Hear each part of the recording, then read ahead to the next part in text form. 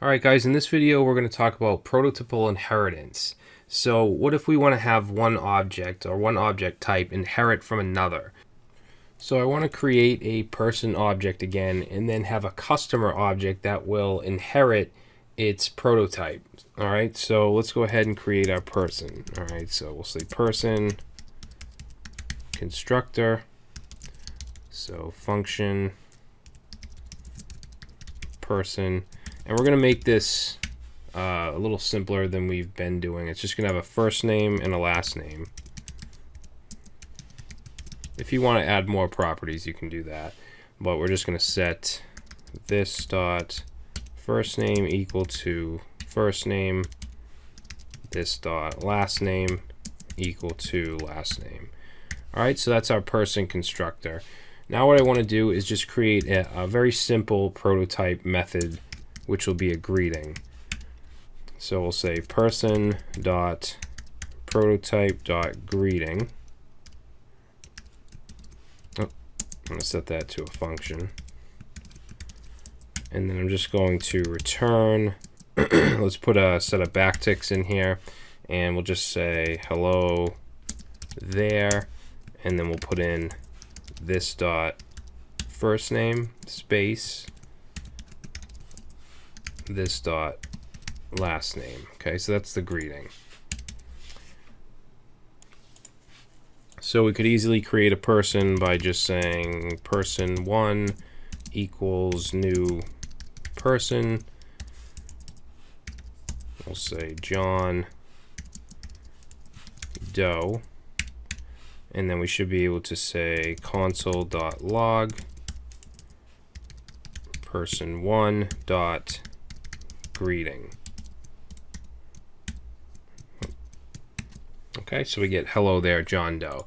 So now what I want to do, I'll comment that out, is create a constructor for a customer. All right, so we'll say customer constructor, so function customer.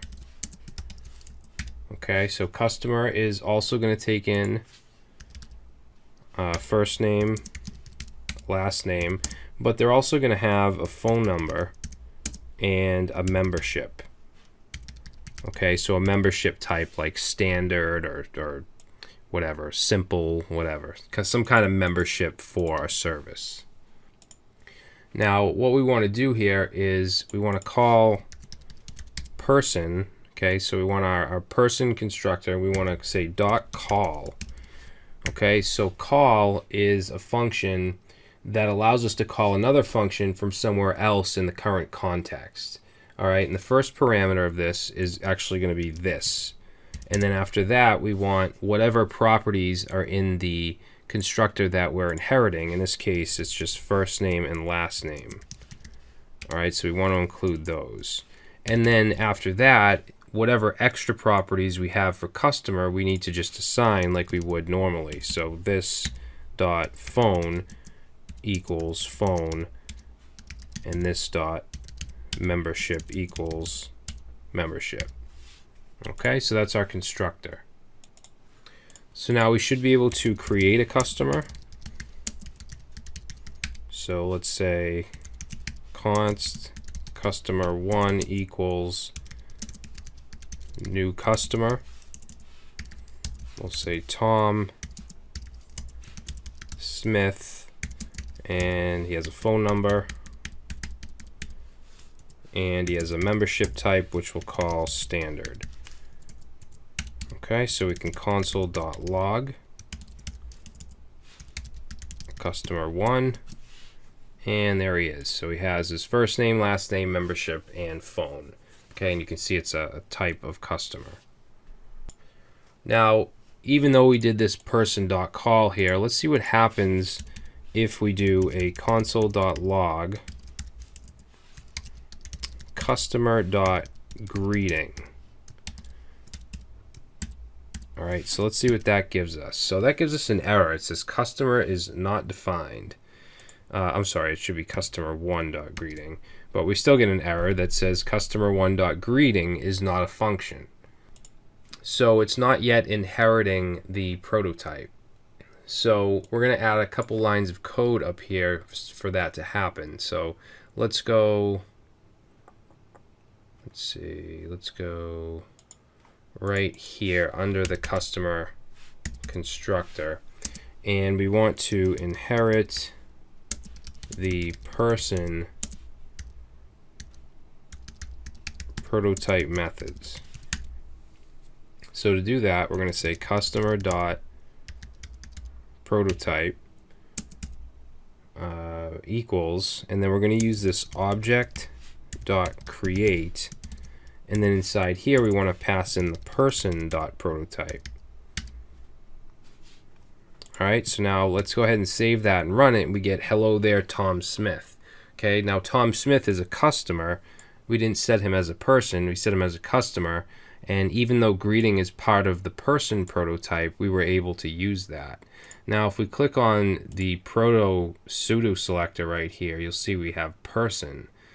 All right, so we actually want this to return a customer. So there's one other line we have to write here. Let's say make customer dot prototype return customer. So we're just going to say customer dot prototype dot constructor,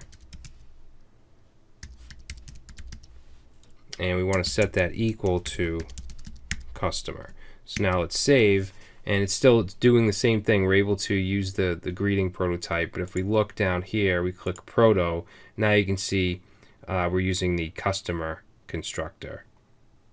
Okay, so these two lines here will allow that to happen. Now we should be able to overwrite person prototypes with new prototypes. So if we wanted to create a separate greeting, okay, if we want to create a separate greeting for a customer, we should be able to do that. So let's go, let's see, we'll go right here. And we should now be able to do customer dot prototype dot greeting. Set that to a function. And let's grab let's grab this right here, this return. Put that in there, and we'll just say hello there, the name, and we'll say welcome to our company. And save. And then you can see the hello there Tom Smith, welcome to our company. Now if we were to call the person greeting up here, comment that out, that one is just hello there John Doe, because the person greeting doesn't say welcome to the company. Okay, so we can overwrite it, but any prototype method that we add to the person will now be accessible through the customer. Okay, and that's how we can do inheritance.